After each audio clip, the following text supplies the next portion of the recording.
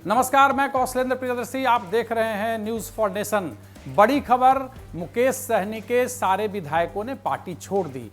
हाँ, मतलब 3 थे तो तीनों ने पार्टी छोड़ दी। और अब इससे जो परिवर्तन हुआ विधानसभा के अंदर वो यह कि बिहार में बीजेपी सबसे बड़ी पार्टी सदन के अंदर बन गई। यह इतिहास बन गया है। लेकिन क्या बीजेपी के इस एक्शन से नीतीश कुमार भी घबराएंगे या नीतीश कुमार को कोई घबराहट हो रही होगी? बिल्कुल घबराहट हो रही होगी, क्योंकि जिस तरीके से पहले भी कहा जा रहा था कि वीआईपी के जो 3 विधायक हैं या इससे पहले जो 4 थे वो बीजेपी पाले के थे और कभी भी अगर राजनीतिक अकड़ बकड़ करने की कोशिश करेंगे तो उनके सारे विधायकों को तोड़ लिया जाएगा। नीतीश कुमार की स्थिति किसी से छिपी नहीं है। बीजेपी से रिश्ते मजबूरी में हैं, क्योंकि नरेंद्र मोदी भी जो अपमान नरेंद्र मोदी का नीतीश कुमार ने किया है वो भी नरेंद्र मोदी कभी भूले नहीं होंगे। अब सवाल उठता है कि सदन के अंदर सिर्फ 43 विधायकों वाली पार्टी जदयू है। दूसरी तरफ अगर ये तीनों ने समर्थन दिया है तो बीजेपी पहले से 74 पे थी, अब 3 साथ में जुड़ गया तो अब 77 हो गई। तो बिहार विधानसभा के अंदर बीजेपी सबसे बड़े दल के तौर पे वहां अपनी उपस्थिति दर्ज करा ली है। वहां नीतीश कुमार की जो औकात है वो आधी रह गई। अब सोच लीजिए कहां 43 और कहां 77।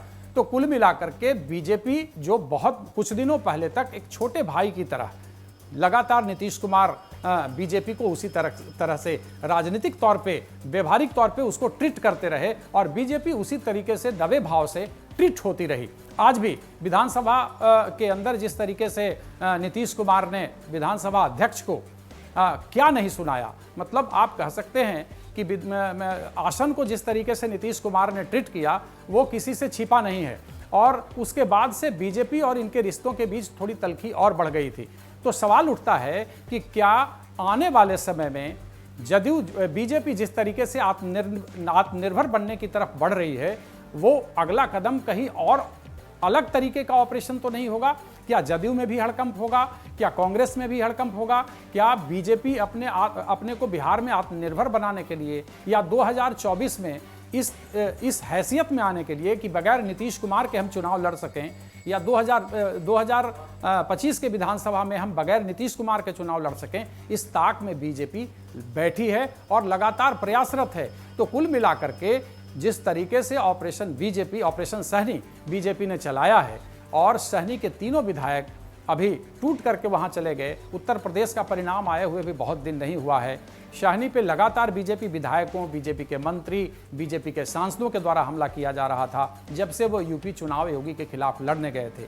तो सवाल है कि जब पूरे देश में ब्रांड नंबर 3 बीजेपी के नेता योगी के खिलाफ जिस तरीके से ताल ठोक रहे थे शाहनी, एक छोटी पार्टी होकर के, जो आप कह सकते हैं कि विधानसभा में जब महागठबंधन के प्रेस कॉन्फ्रेंस से चुनाव के दौरान वो निकले थे और बीजेपी ने उन्हें अपनाया था, उसके बाद 11 सीटें उन्हें उनकी झोली में डाल दी थी और उनका राजनीतिक वजूद बचाया था। तो बीजेपी चाहती थी कि सहनी इसी तरीके से बने रहें, चूंकि अति पिछड़े समाज से नेता हैं, एक बड़े ही मतलब जुझारू जाति निषाद का नेतृत्व कर रहे हैं। लेकिन मुकेश सहनी ने अपनी पार्टी का और अपने राजनीतिक व्यक्तित्व का विस्तार करना चाहा और उत्तर प्रदेश चुनाव लड़ने चले गए।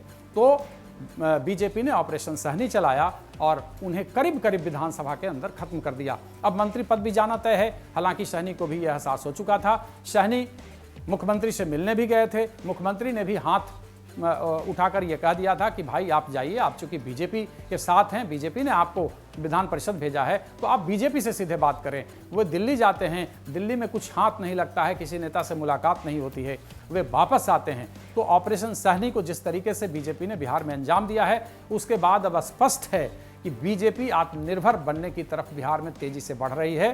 हालांकि बीजेपी इससे ज्यादा सीटों पर चुनाव जीतकर विधानसभा के अंदर पहुंची है, लेकिन पहली दफा राष्ट्रीय जनता दल का जो आंकड़ा है विधानसभा के अंदर वो 75 का है।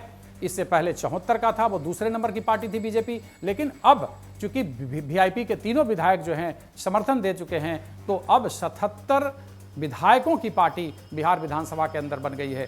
तो जैसे ही 77 विधायकों की पार्टी बनी है अब नीतीश कुमार की औकात आधी रह गई है। हालांकि बीजेपी ने ही गिफ्ट के तौर पे विधानसभा चुनाव के बाद 43 सीटों के नेता होने के बाद भी नीतीश कुमार को एक चेहरा बनाते हुए, चूंकि उन्हीं के नेतृत्व में चुनाव लड़ा गया था, तो बीजेपी ने उस वादे को निभाते हुए नीतीश कुमार को सदन का नेता बनाया था, यानी मुख्यमंत्री बनाया था।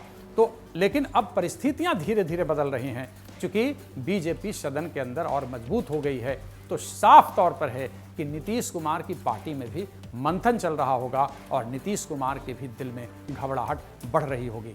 तो सचेत होने की बारी अब नीतीश कुमार की भी है, क्योंकि बीजेपी धीरे धीरे जैसे जैसे आत्मनिर्भर होने की तरफ बढ़ेगी, नीतीश कुमार की अहमियत को उसी तरह से धीरे धीरे काटती जाएगी।